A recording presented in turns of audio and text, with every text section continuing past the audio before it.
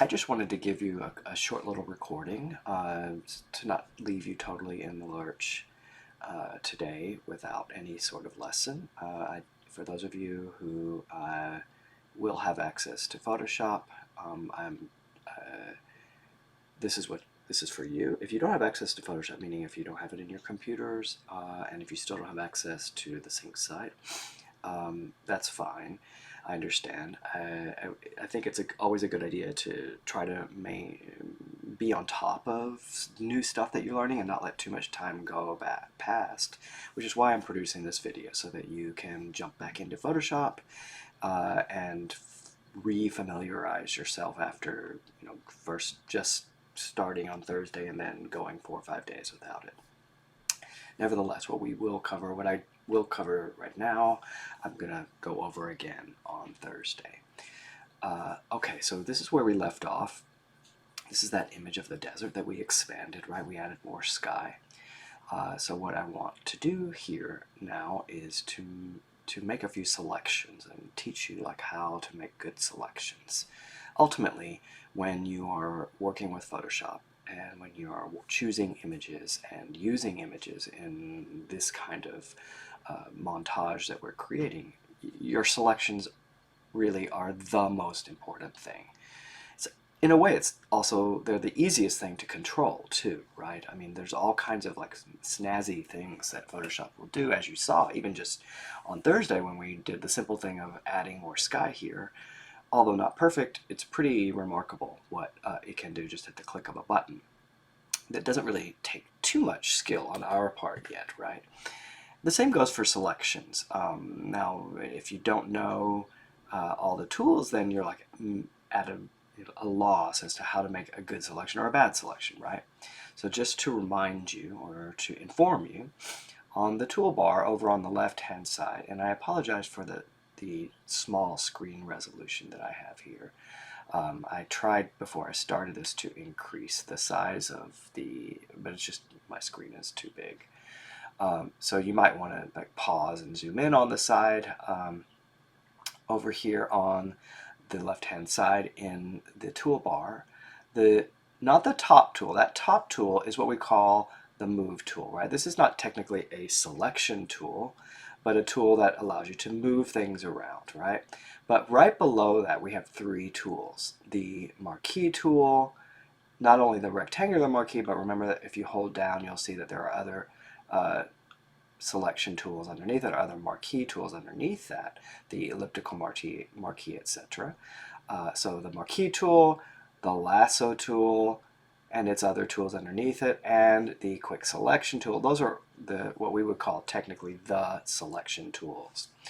What does that mean? It just means when you select something in Photoshop, it just means you're selecting pixels. And so those tools' primary job, only job really, is to select pixels. Okay, so making a selection with those tools, as long as with other useful options, is what is key, right? How to make good selections. All right, so what we're going to do next is we're going to go over to a different image. Remember, we have a number of images open, right? We have the sky, we have the desert, the original desert without the expanded sky. At least I don't need that anymore. I'm going to close it. We have Jupiter, lake, Saturn, and spaceship, right? Okay, we're going to start with Saturn. Now, sometimes some of my lessons may not do, when I take you through these steps, it may not be the best way to do something, but I have 2 goals here. One is to help you find the best way to do things, but also is to introduce you to new things. And sometimes they're not perfectly compatible with each other. So I'm going to take you through some steps of how to select Saturn, and then later, as we start selecting other things, you might realize that maybe the way that I did it wasn't the best way, the most efficient way. And that'll leave up to you, right? Sometimes the best way for me is not necessarily the best thing for you, but also I have other motivations besides just teaching you how to do the best thing. I want to expand what I teach you how to do. If I only ever did the best thing, it might take me a while to get to some of the other things that I also want you to know about. So we're going to select Saturn, and sometimes it's best to think, which tool would best suit the selection of Saturn, right? If you know anything about the selection tools, obviously the rectangular marquee tool is not the best. Maybe the lasso tool might be okay. If we look underneath of the polygonal magnetic lasso, we use a polygonal, but lasso hardly ever, the magnetic lasso. The polygonal lasso tool definitely won't work here because this is not a polygon, right? These are not polygons, these are curvilinear shapes. So not that one. The quick selection tool is a good candidate, right? That's a good candidate for almost any selection, and this is a really good choice for this particular image because there's a lot of high contrast, right? We have high contrast. It's a black background and a really bright foreground in the form of the Saturn and its rings. So, that would maybe be the best choice here, at least because also because it's easy to use. However, I do want to show you a few things. I want to show you how to use rulers. I want to show you how to use guides, and I also want to show you a few options, not with the rectangular lasso, marquee tool, but the elliptical marquee tool. So let's look at the elliptical marquee. It works for this one too because we have, what do we have here? We have a bunch of ellipses. We not only have the planet itself, but we have the rings and also the outer edge of the ring, but also the inner edge of the ring, right? So this is a really good tool to use, and this is where we'll begin. But first, I want us to see our rulers because we're going to need some guides here. To make the rulers view the rulers, we go to the View menu, and we go down to where it says Rulers. My mouse is acting really weird. I don't know, it's skipping. You'll see also the shortcut is Command R in a Mac or Control R in a PC. So when you do that, you'll see the ruler up at the top and also on the left-hand side over here. Up here, we're not really going to measure things, so the numbers at this point don't matter that much. What we're going to do, what we need the rulers for, is to create guides, to drag guides into the space here, so that the guidelines that will help us make this selection a bit better. Since we're going to be creating guides and moving them around, we do need the Move tool to start out. So I'm going to go up to the top. The shortcut for the Move tool is V, if you just want to click on your keyboard.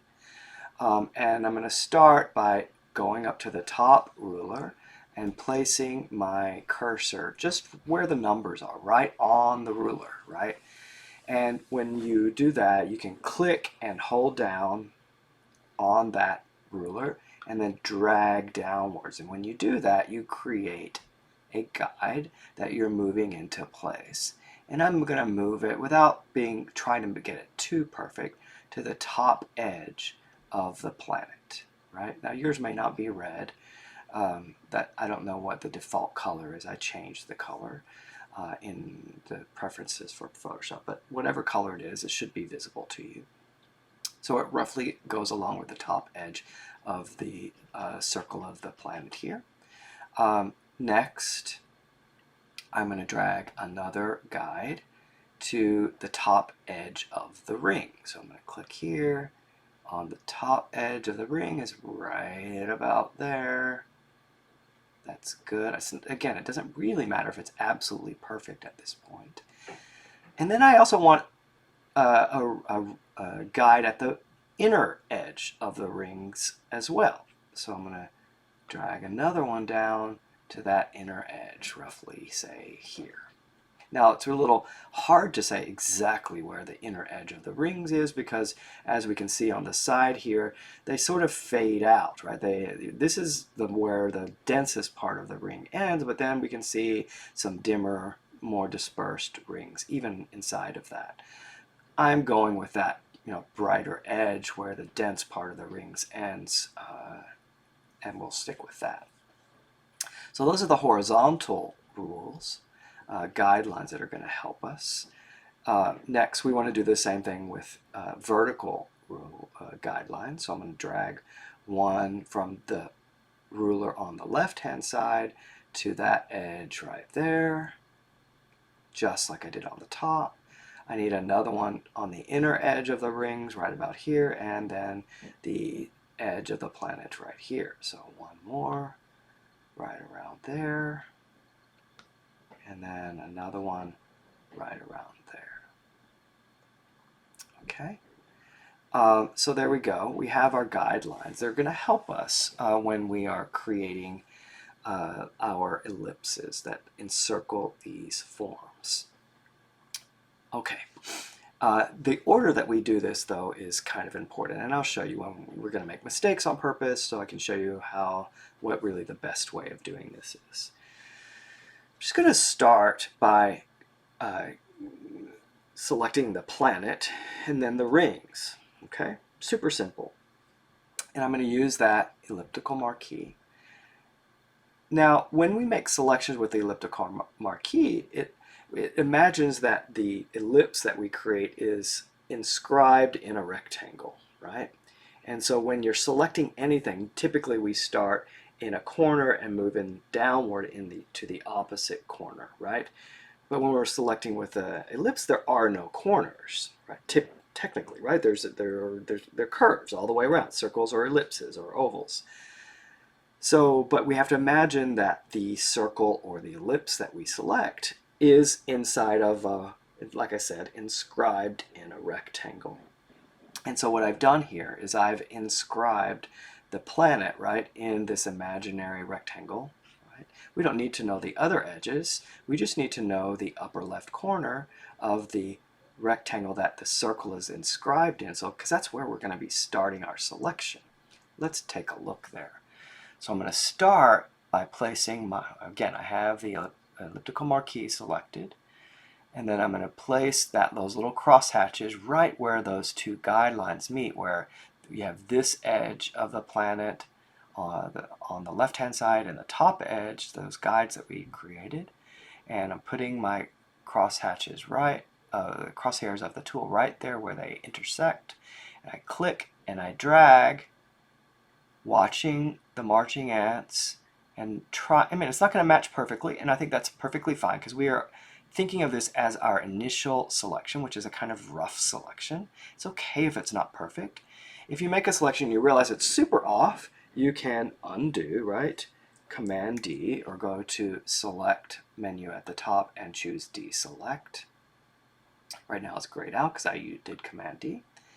Then you can try again, and just until you get the best one you can, right? It matches the best. Again, it doesn't matter if it's perfect. But eyeball it, take your time, don't worry about being in a rush, and just look at it and see if you get most of the planet. Once you're happy with it, you can leave it as it is. So we've made our first selection. It takes that ellipse that's inscribed in the larger rectangle of the guidelines. Okay, now we want to add more pixels to this selection, right? So we're adding to our selection. We want to make sure then when we make a selection that, because sometimes it depends on what the defaults are on your computer, sometimes if we try to make another selection, it'll deselect the current selection and make a new selection. But what we want to do is keep this current selection and add more to it, right? The rings. To control that, we go look at the upper left corner here underneath the menus, and you see there are these 4 buttons. The first one will, if we tried to make a selection with the first one engaged, it would just get rid of this selection and make a new selection. The second one, right here, the one that's already highlighted for me, it adds to our current selection whatever else we select.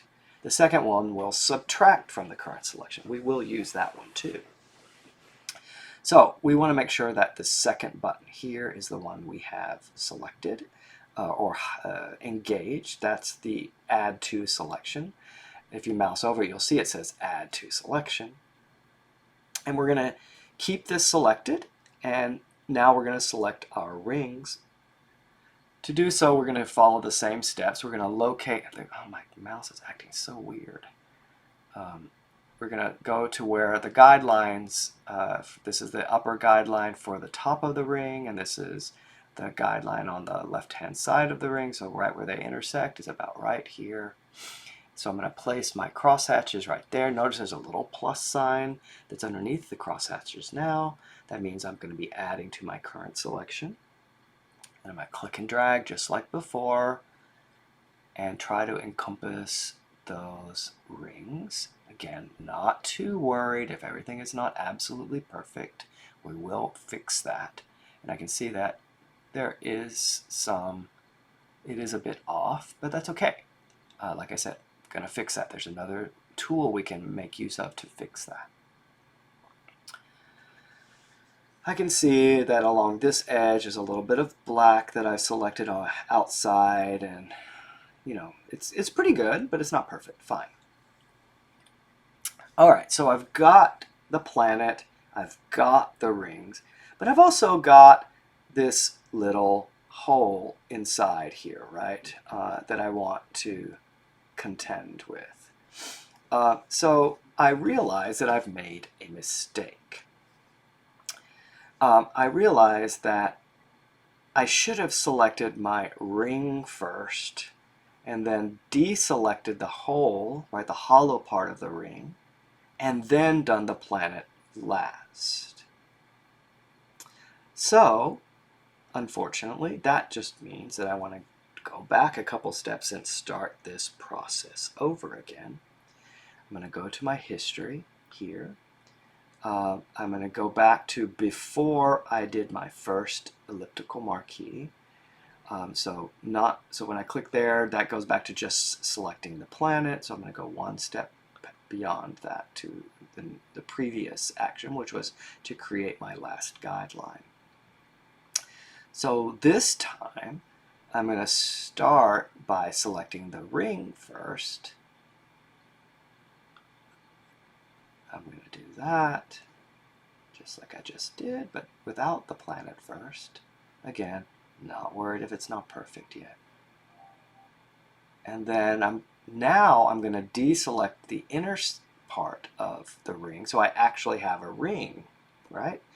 So the inner edge of the ring is marked by these two guides and this intersection right here, but I don't want to add to my selection in this case. I want to subtract from my selection. So I'm going to go up here and choose this button right here, right? When I mouse over it, it says subtract from selection. So I choose this option now. Go back to, now you notice there's a little minus sign next to the crosshatches. So I'm going to go back to that intersection of those guides. Now I'll click and drag for that inner edge of the ring. Again, not worried if it's not absolutely perfect, but you can redo it if you're really off or you want to try to be even better. Okay, so now I literally have a ring, right? I have the outer edge selected and I deselected the inside edge. So I have a literal sort of elliptical shaped ring. The next thing I want to do now, finally, is add the planet back in to my selection. So once again, I want to make sure I switch to the Add to Selection mode, and then go to those two intersecting guidelines for the edge of the planet. Notice now, again, there's a little plus sign there. And then click and drag and select the planet. Okay? Now we have the starting selection that we want, right? We have the rings, we have the planet, but we also have little cutouts on either side inside the rings, right, that surrounds the planet. This is really, though, just the start, right? This is our rough selection. We want to get those edges, what distinguishes what's been selected and what hasn't been selected, the marching ants, much more refined. But we don't really do that ourselves. We let Photoshop do all that hard work. If you notice that the background is black, the planet is bright, but where we get to the edge of the planet, right, it sort of starts to, that edge is a little bit, is not perfectly defined. It gets darker and darker and darker towards the edge, so that edge is a little bit fuzzy, especially when we get to the inside of the rings. So we're going to let Photoshop figure out where that edge goes, right? In fact, Photoshop can actually partially select certain pixels so that when we select this, that edge becomes a much more it looks crisp, but it'll actually be, there's no true crisp edge when we're dealing with Photoshop. So when we tell Photoshop to look more closely at that edge, it can make a much more refined selection. So how do we do that? Well, first off, before we take the next step, you want to make sure that one of the selection tools is engaged. And right now we have the elliptical marquee tool engaged in the upper left corner. We want to make sure that that's still the case. Because if we don't have one of those tools engaged, we won't see this option. Like if I choose the move tool, the option that I'm about to click on is not there. So any of these selection tools, whether it's the quick selection, the lasso tool, or the marquee tool, it doesn't matter. Those are our selection tools. So if one of those is engaged, what we will find up here at the top is this option that's called select and mask, because that's what we're going to be using to let Photoshop, or tell Photoshop to look more closely at what's been selected. So I'm going to click on that little button there, and it takes me into a new mode. Your mode will look different from mine because I already have some presets that I'm going to take you through so that you can make it look more or less like mine. Okay, now why does mine look red? So it basically has visualized the marching ants, that edge where the edge of their selection, which was our planets and our rings, what hasn't been selected is now red, and a sort of transparent red, and what has been selected is its actual color, right? The color of the planet. To me, that makes it a lot easier to see that edge that I'm talking about between what's not been selected here and what has been selected here, right? And here, and where the planet is. If you look at, before we really proceed, you'll notice that the interface has changed a bit, right? That's because we're in a different mode. We're in the select and mask mode, so our toolbar is different. We have fewer tools on the left-hand side over here, and our panels have changed over here. We just have the properties panel visible at this point. Notice in the view mode, mine is red right here. That's how I've made this look red. If we click there, this is just the view mode. It doesn't really change anything. It just changed the way it looks. I could, if I click there, go back to the marching ants, right? That's the way it looked like before we entered into the select and mask mode. But I like the overlay mode the best. I think it's clearer between what's been selected and what hasn't. It'll also be clearer what's going on when we start making modifications to this selection. You could make the opacity overlay more or less opaque. I like it somewhere in the middle, so I can see a little bit through it. The rest of it I am not going to bother with today. I don't need it for this particular selection. All right. Now, what do we do? Well, what we're going to do is tell Photoshop to look at that edge, right, between what has been selected here and what hasn't been. That edge there is what we want to refine. So, what do I need? I need this second tool from the top, which is called the Refine Edge Brush tool. And then I'm going to zoom in. Oops. I guess for some reason my shortcuts are not working. So I'm going to zoom in to that edge pretty close. Notice how close I am to the edge. I'm pretty close. And I'm going to go back to that Refine Edge Brush tool.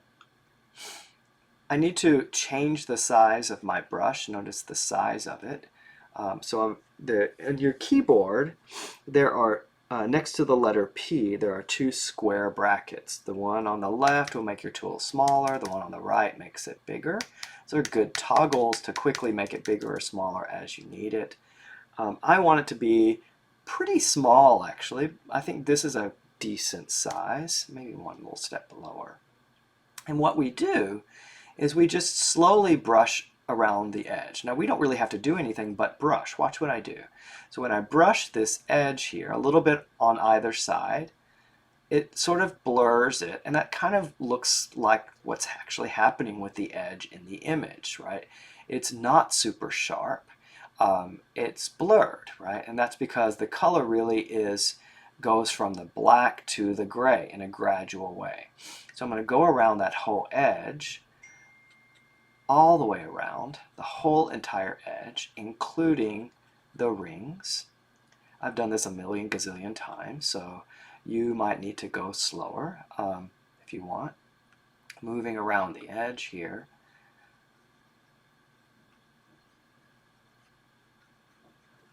And so nothing is like super bright red. You see how bright red that is right there? So it's kind of blurred. So like I said, I go on the outside and a little bit on the inside, and make sure that that edge is, oops, I moved too much, is softer, right? Because that's actually what's happening to the pixels. Now we're pretty well zoomed in, so I'm not worrying about whether it's absolutely perfect. I don't want you to agonize over this. We might do that in the future. And sometimes if you overdo it, oops, I chose the tool, it actually makes it worse. All right. So notice this little corner here. I'm not really worried about whether that's perfect or not. But I'm going to brush over this edge too, right, of the rings that we need. And keep in mind too that the ring also has a gap in it right here. But this edge of the planet, we don't want to brush here because this is the planet, right? We're distinguishing between the planet and the rings and the sky, right? If you look super closely, you can see the edge of the planet right here. So I'm going to brush in between those rings. Now that's a little bit harder. You might have to brush a few more times. But that edge there in the gap of the rings, also we want to brush red into. So here we are. There's also a tiny little ring there. So you can see how I'm doing this. And if you want to pause, you can pause, kind of go along with me. Jump forward if you want and check to see if yours looks anything like mine.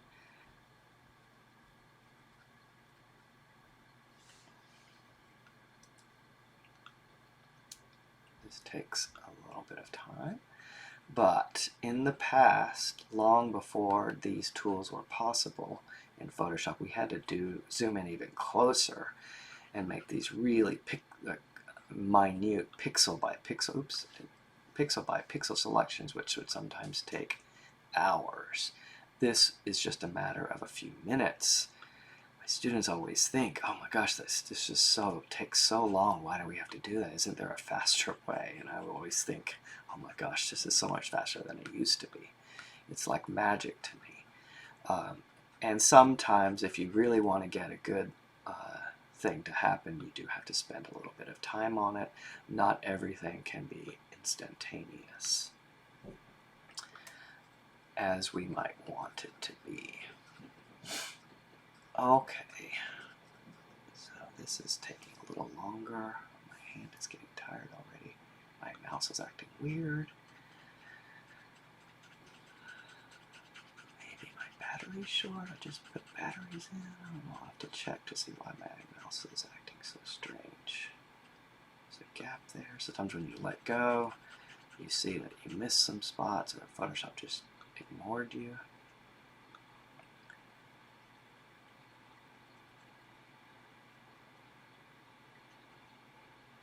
So sometimes you just have to brush over it a lot, right, to get it to work properly.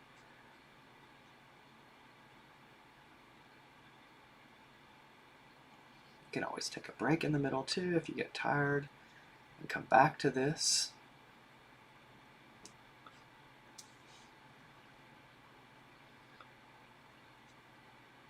But in a way, you know, we're actually almost halfway done at this point. Maybe like 40% done, which is amazing.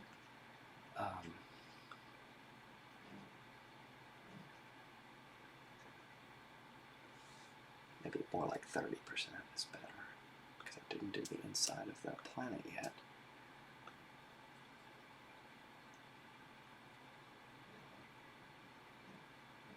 Okay, almost done there. Sometimes it's really hard to get to these little edges, like right here in the corners. Not too worried about it. We're so zoomed in that that won't even be noticeable. Now, if I were like gonna actually put this on a huge billboard, I might spend a bit more time to make those things even more perfect. But I'm not really going to do it actually. This is just to show you, introduce you to certain techniques. You know, doing this inner edge here. I'm not worried about those other rings beyond these sort of semi-transparent ones here. I'm going to let this be the edge. Do the inside edge of the planet here as well.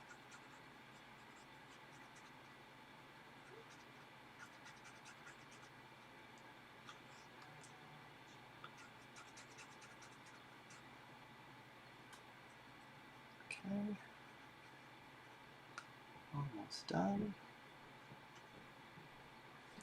Okay, zooming out, we can see I've got most of this side done. Now let me zoom in to this area here and get it.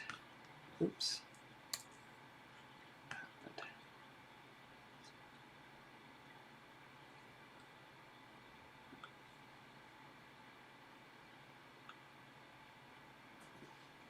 Okay.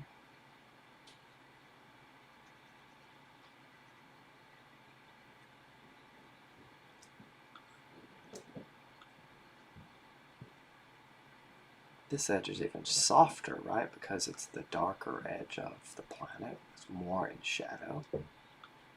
Missed a spot.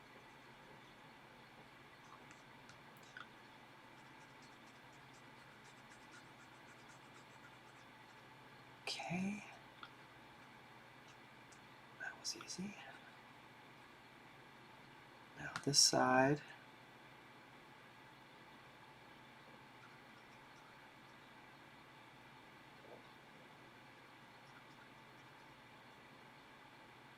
Okay, and that little gap. Yeah, it doesn't really like these corners.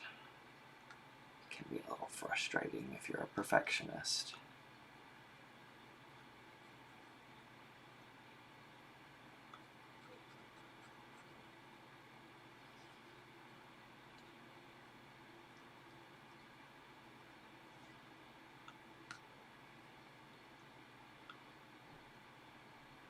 Okay, this inner edge here.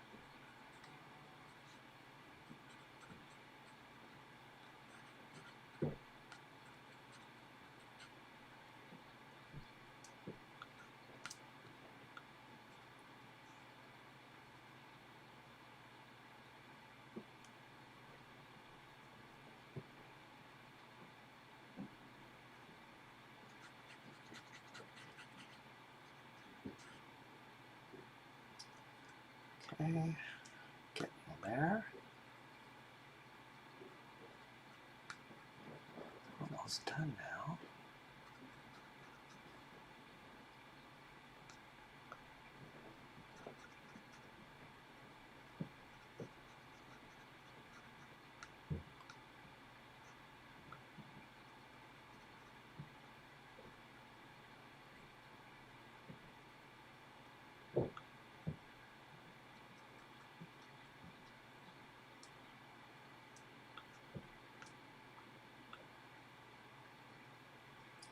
Final bend.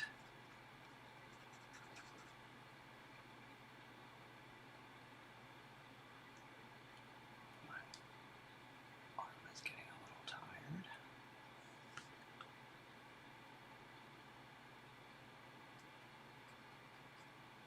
actually not using a mouse, I'm using a trackpad, which is a little cumbersome. More difficult than a mouse. Doing pretty good, I think, despite that. Okay. Wrapping it up.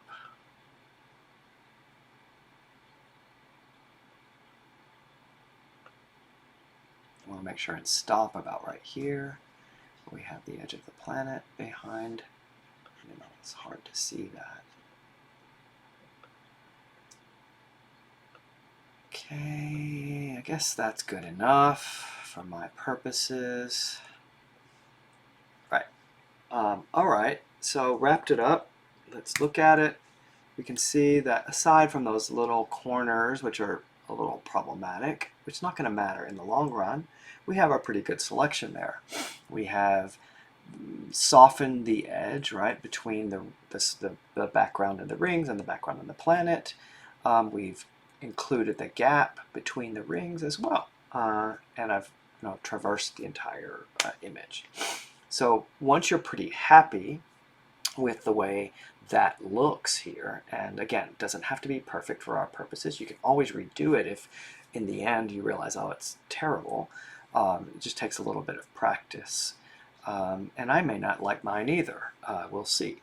So I'm going to click OK here, and when I'm done in the lower right corner, and it goes back, it takes us out of the selected mask mode back into the marching ants, the regular mode, and you'll notice the selection looks different.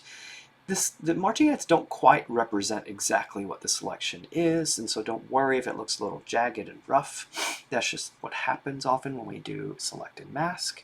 But just trust the process. You'll see that once we make use of this selection, that it's probably going to be better than we think. Okay, so what I want to do next is, in case I have to come back and use this selection again, I can actually save this selection so that I don't have to go through that whole process again. If I decide that I didn't like my selection, I can go back to where I left off and fix it and see if that works. Now in the end, sometimes I do have to go back and start all over again if I want a really good selection. It just takes time and practice, and sometimes you just have to do that. But I'm going to save this selection, so just in case I need it again. So I'll go up to the select menu, the top, and scroll near the bottom where it says Save Selection. Click there. Get the Save Selection window. I'm going to give it a name. I'll just call this Saturn, and I'm going to call it Saturn 1, just in case I have to make another Saturn selection in the future, so I can distinguish them. And then click OK. Now that doesn't show up here, right? It does show up in the history what we've done. I'll show you. You don't have to do this, but I'll show you how to make it come back if it goes away. So if I accidentally, once I save my selection, if I accidentally say deselect, right, and my marching ants go away, once I've saved my selection, I can always go back to it. I just go back to the select menu, and this time load selection, and then where it's, my mouse is just really irritating. Go to where it says channel, and my channel is already selected. I'm choosing Saturn 1 channel. That's the one that I just saved and created, Saturn 1, and click OK, and it brings back my selection. Awesome. Next, I'm going to look at my layers just in case. I can see that there's just the background, which is where I want to be. There's no other layers there. Now I've selected these pixels, I refined my edge, everything is where I want to be.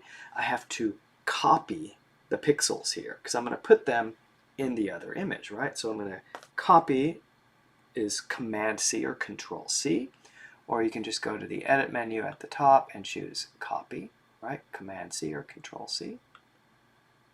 So I've copied those pixels. Next, I want to go back to my composite image, the one where I expanded the desert. That's it right there.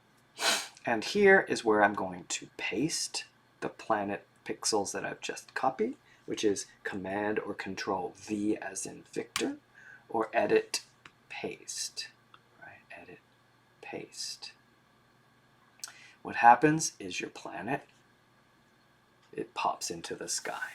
And in my view, it looks pretty damn good. Now, it's not perfect. I'm going to do a few things to it. I want to rotate it. I'm going to make it a little bit bigger. Normally, I don't make things too much bigger because the size that it is in the same resolution as the desert. If you make something larger, it tends to reduce its quality, right? It makes the pixels bigger, and so be careful with enlarging things. But I chose images that have really fairly high resolution, so if I make it a bit bigger, it's not going to make much of a difference. So I'm going to go to the Edit menu. I'm in the new layer. I'm going to go ahead and name my layer, actually. I'm going to name this layer Saturn. I think we called the background image Desert, so I'm like, no. Alright, so Desert is the one on the bottom. Saturn is what I just pasted. I'm going to make sure that Saturn is the layer that's active, right? So I click on the Saturn layer, make sure that's the one that I'm working with. And then I'm going to go to the Edit menu and choose Free Transform. Command T. First off, I'm going to go to a corner and notice that the little arrows turn like in a sort of curve. That means I can rotate. You can rotate it however you like. I'm going to rotate it, say, I don't know, something like that, I guess. And then I want to make it bigger, so I'll go to a corner again and just drag and make it larger. Maybe not that large. And I'm going to put it, say, right here. You can drag it halfway off if you want. It's up to you.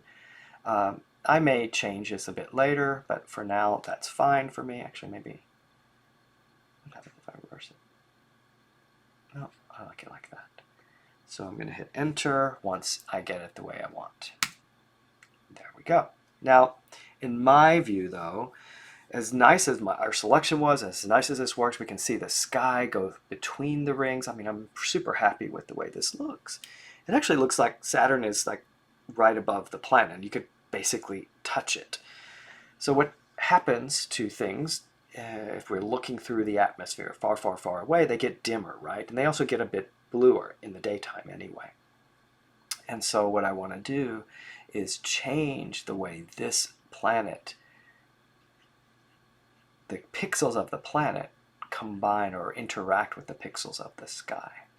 And to do that, we, again, want to make sure that the Saturn layer is the active layer, and we have to choose what we call a different blend mode, and that sort of tells Photoshop how to blend the pixels of the two different layers. And that's right above here where it says normal in the layers panel.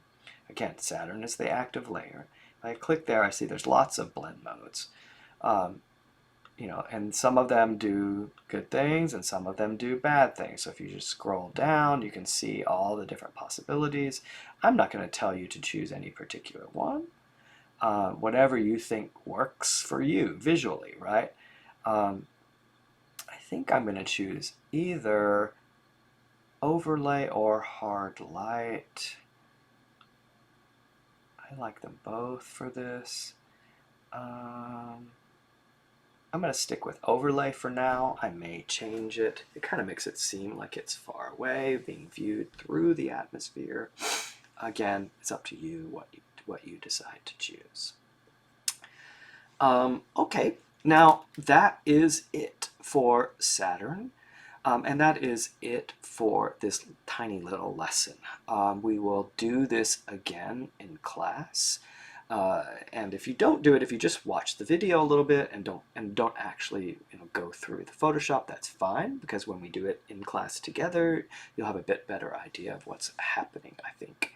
Again, I think repetition is the best way to learn stuff, to do things better.